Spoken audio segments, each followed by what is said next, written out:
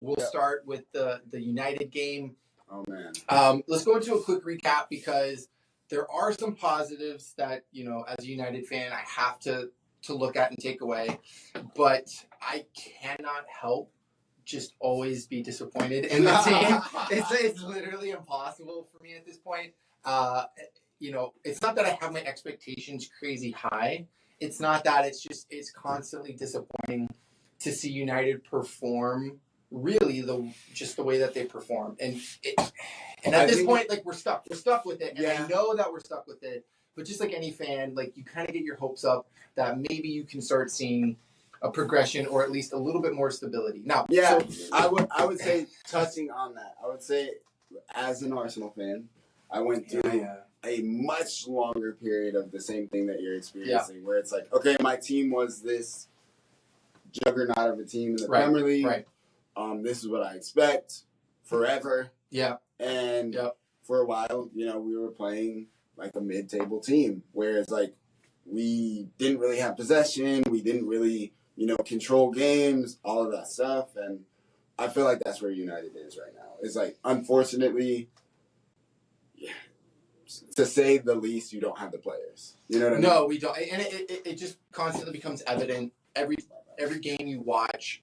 You see something, regardless even if they have a really good game, and in quotations, I say essentially in quotations, the good games that United have had this year, it's essentially been somewhat, I guess, the Chelsea game, right, and then a half against Aston Villa.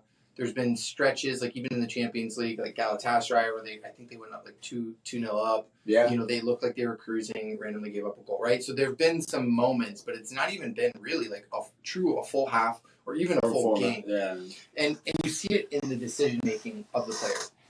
It's just constantly in the decision making. Yeah. Because most of these players, like, the reason they're at United is, again, like, their potential, or if they were playing a 10 out of 10 performance at their best level. Right. Most of these players can play at anywhere, or play against anybody. Yeah. The problem is, for me, the biggest problem is that these players cannot play consistent. Yeah. What you need to at the top level, meaning like you're going to always put in a 7 to 8 level performance out of 10 week in, week out. And then when you hit your heights, obviously you have those moments in different games where you're a little bit more special, but you're always going to give a 6 or 7, or not really a 6, but hopefully a 7 or 8 performance. And United, they go most of the time that their best performances are 7 or 8s, and then they're performing at a level of like 3 or 4. So they're too, and we know this, they're too inconsistent. That's why they go one week they're pretty solid, the next week they look awful. So you have to put both of that on, the coach and the players. I personally put this more on the players because I've seen it.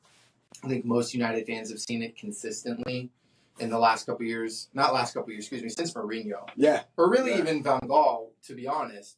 It's just been, I wouldn't necessarily say the wrong players, but it gets to a point where you're just like, it's been the wrong players for so long. 10 times. Yeah, and they're still there. And that's the thing. Yeah. It's like a lot of them are still. Okay, but we'll start with the positives because, like I said, there were at least a couple positives. For me, the big positives from the United game were the goals from Rashford and Højlund. Yeah. I think Højlund took his goal very, very well today. Yeah. A banger. It was. Sure. He roofed it. He absolutely ripped it. So I like that. He's now. He missed some goals against Wigan in the FA Cup, but if I'm not mistaken, this is his second game in a row scoring in the Premier League. I don't know. Right? Because he scored that winner. No, he didn't. Okay, so he scored that winner against Aston Villa. He scored, and then he didn't score, and then he scored. That's right. So, that's right. Okay. But 2 and 3. No, but that's very good news, at least coming into the new year, right? Yeah. At least for me, for Højlund. So he's finally, in quotations, scoring. Right. Even in the Wigan game, he's getting more opportunities. You're seeing more clear-cut opportunities for Højlund. However, even though I was just saying I'm going to talk on the positives, after that goal, you're not really saying that United, still really knows how to utilize them. Yeah, so, not at all. I would say that would be one of the more worrying things, is because even though he scored today, he wasn't set up for that goal. You know what I mean? It was like it was almost Rashford. Yeah, it was like Rashford ran into Højlund. Exactly. It was the same problem. It was Højlund's technically in the right spot. Right. Rashford doesn't want to pass the ball. He wants to come inside and shoot because for whatever reason he thinks he's Cristiano Ronaldo. And it doesn't work, which it hasn't this whole season. Mm. And Højlund's positioned well enough to take advantage of Rashford's. Well, see, the weird thing is that bad decision making. See, in that same breath, the Right. second goal came off from that exact same scenario, except this time he did pass it into Højlund. Right. Right? So they had a 1-2. 1 out of 5. I know. So and see, that's where I go with the players are inconsistent because of the decision making, Mm-hmm. and that's Rashford. So he constantly is picking the wrong moments to do certain things. Yep. And he's not consistent enough with picking the right options more often than not. And so, like today against the Tottenham game, there was at least 3 or 4 situations where Rashford tries to beat players in the wrong way and dribbles it out of bounds. Yep. Instead of either getting a cross or cutting it back and keeping possession, he just kind of looks like a chicken with his head cut off, just running to run, or because he says he's Marcus Rashford, like he thinks he can beat everybody with speed, regardless of their position or their technique or anything like that. So he gets too one-track minded because he thinks he's him, and he's not. He's not him. He is not him. So, I know you thought that Garnacho had a better performance than I did. I think he put in some really good balls, so I think that was positive. He's at least one of the wingers that seems like he will cross it consistent. This is what I think of Garnacho today. I think that he's showing in more spurts that he's understanding the game more. Now, that doesn't mean that everything's coming off. Right. But it means that unlike Rashford, who will choose to do the wrong thing and it doesn't work, so it's super bad. Garnacho might choose to do the right thing, just doesn't do the right thing correctly. Do you get what I'm saying? Mm-hmm. So, and he's doing that more now. And then he still is a special player who can whip in a ball, who can beat a player every now and then, and all of that. So that's where I would say he's developed a little bit more over the season because of the game time that he's getting. Mm-hmm. I mean, that's fair. Like I said, I think the one thing that I've been disappointed, and I think I've been disappointed today with Garnacho, is I don't think he was decisive enough in his one-on-one situations where he could have been more clinical in his 1v1 against who was the left back for Tottenham today? I don't remember his name. I know, I can't believe I'm blanking on it. Domney or something like that. You gone? Something. Starts with you. Yeah, I just felt like I kind of felt like he had Garnacho in his pocket. And more of the one-on-one situations where it was clearly one-on-one, I thought he stuffed Garnacho more often than not. This is my question, because I watched the second half and I saw this a few times. Only watched a little bit of the first half, so I didn't see all of the take-ons that you're talking about. But the take-ons that I saw of Garnacho, it seemed as though the defenders were doing a lot of fouling that wasn't called.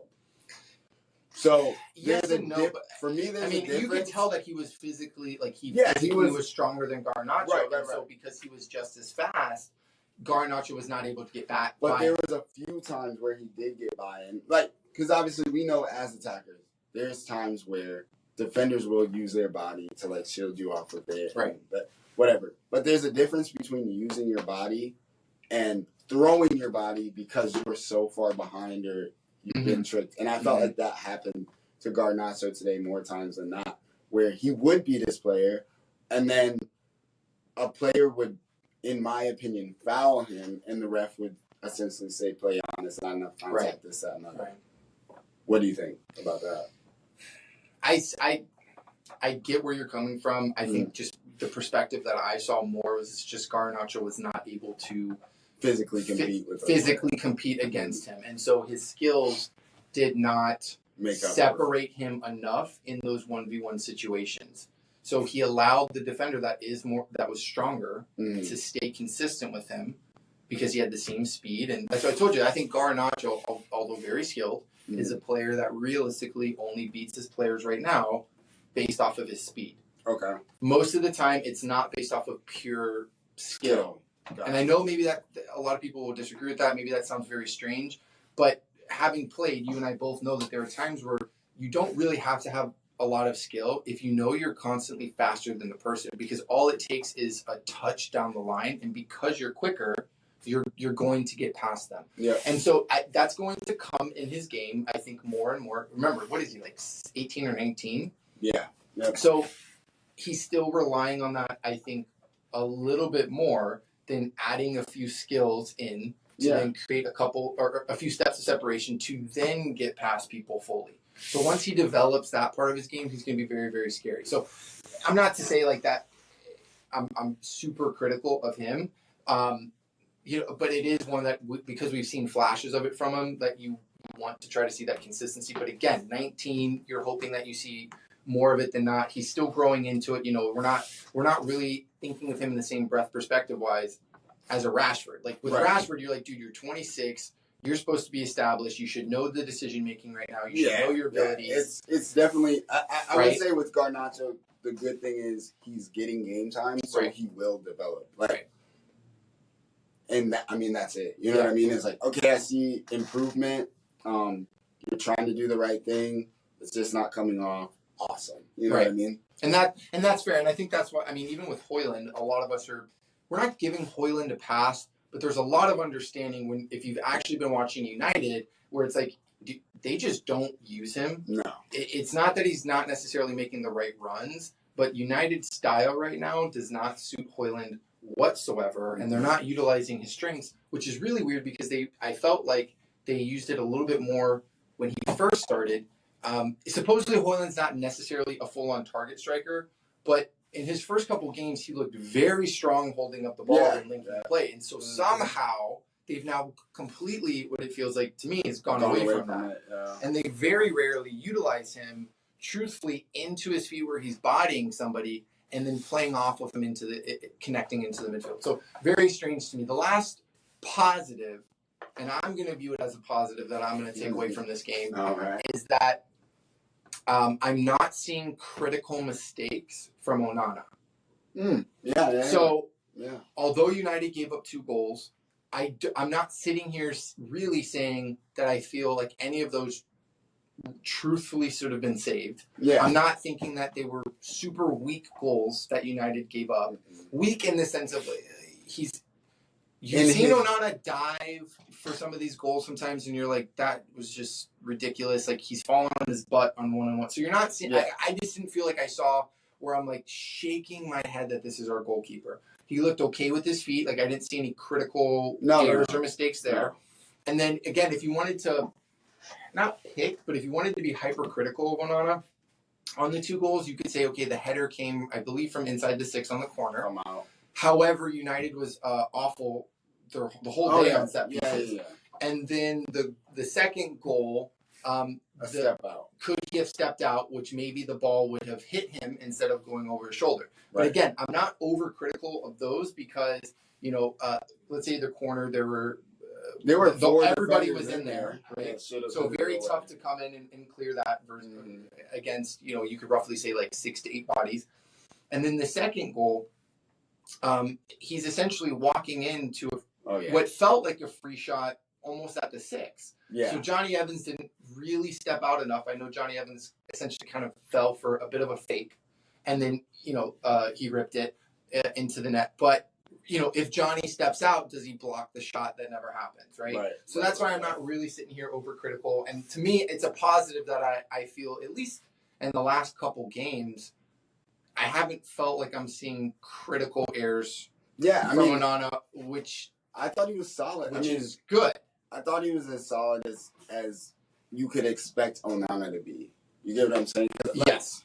I've never seen Onana make the saves that he would have had to make today. It's not like, oh man, you made these saves here and you're not making them here. So So I think he was decent. I think the second goal especially was more comes down to how poor United was in transition than anything else. Well, that's a good segue for me because I think we just touched on what I think is some of the positives, at least from the game, but realistically, like most United performances, it just feels like there's more negatives or places to work on. Right. And so United's playing at home, losing possession to Tottenham, like I think it was like 60 to 40 or 65 to 35. So completely outpossessed. If anybody really was watching that game, Tottenham truly was dominating it, and United was only countering. Yeah. And where I think the massive disappointment for me as a United fan comes from is since Van Gaal, where we were playing very boring football but dominating the ball, since Mourinho, we've essentially been a counter-attacking team. Yeah, 100%. And that has not been the history of United, which I think for most of us United fans, that's where we struggle with the most, right? And I disagree with a lot of the pundits or whoever, a lot of the media is saying that United doesn't have a style. I will say it's a counter-attacking style. It is. And it's just not what we want. Yeah, and I will say that United is known, even their big teams, is known for having a good counter-attack. Right, but not the full game plan. Being a counter-attacking team as a whole. For the full game. Exactly. Like you have it in you, just like any good team should, being able to counter-attack. But it's not the entire game. But it's not your whole game setup, which that's what I thought it was. I mean, low press, inconsistent press, or lack thereof, really, a press. The midfield consistently in shambles, pressing-wise. I mean, that's the biggest takeaway for me is our midfield is just constantly a joke. And individually, these players that we have, like, I'm not blaming ManU. I'm not blaming Eriksen, but I will blame Bruno Fernandes. You have to. But, like, okay, so as a whole, if you look at those three players, like, those are very good, capable players in the midfield. But it seems like he is in Ten Hag, can never find a true good midfield mix. Well, and you and me have an agreement on why. Yep. And our agreement is really, it comes down to Bruno because he's an undisciplined player in how he plays defensively and even offensively. And so with how the team is set up, it stretches the midfield consistently, even with how he plays offensively. Yeah, and I don't want this to be a crap on Bruno episode because honestly, I like Bruno as a player in terms of his talent and his ability, right? Like I like the things that he can do. He's a good player. Yeah, you know he is, but it's just that his decision making with those skills and those talents doesn't match up. It's like decision making on 2, talent on 10. You know what I mean? And it's like, okay, like, well, how often is your talent actually going to work because you're always making, less than optimal decisions. It also does not help that just truthfully he's not playing with good enough players. Well, and I think a lot of that is what also comes out because, he's supposed to be our De Bruyne-esque, right? Yes. And De Bruyne, the biggest difference between those two is that De Bruyne consistently makes smarter decisions on the ball with when he decides to play critical passes, which Bruno doesn't, right? That's a big difference. However, also the players. I think the team setup, obviously, at City is light years ahead of United. Oh, yeah. And so if he decides to do something on the level that, like, Bruno does, where they're playing or they're trying to play critical passes or they're, trying to play over the top, they're trying to play decisive passes, the City setup is so much more consistent and sturdier, right? And so that allows for De Bruyne, it to not be affected as much as it is at United, where they're stretched or players are constantly out of position or they're just not good enough to do things on the ball. Well, and I think too the thing with Bruno, I know he has the tattoo of the 8 on his arm or whatever, but I mean, in actuality, Bruno is a 10. Okay, he's a 10 playing in an era that doesn't have 10s. You know what I'm saying? And so, had Bruno played in a Man United team 10 years ago, 11 years ago, 15 years ago, he would be amazing. You get what I'm saying? For all the reasons that you said, better players, all of that, but also because the game was much more wide open in terms of, you can play that long ball. There's space for the striker. All of this stuff happens. And it doesn't have to be a counterattack. It can just be an open play. So I feel sorry for Bruno, but at the same time, I realize that, he is him and Rashford are the main issues that United have. And the difference, as you said, between Bruno Fernandes and a Kevin De Bruyne is Kevin De Bruyne does everything to help everyone on the team. Mm-hmm. He'll move into space to receive a pass instead of waving his hand up in the air and saying, pass me the ball. Mm-hmm. He'll reserve his passes until everyone's up the field. So now his pass makes sense. So if it doesn't work, you're not caught out. Mm-hmm. All things that Bruno, to me, never thinks about. You know what I mean? Right.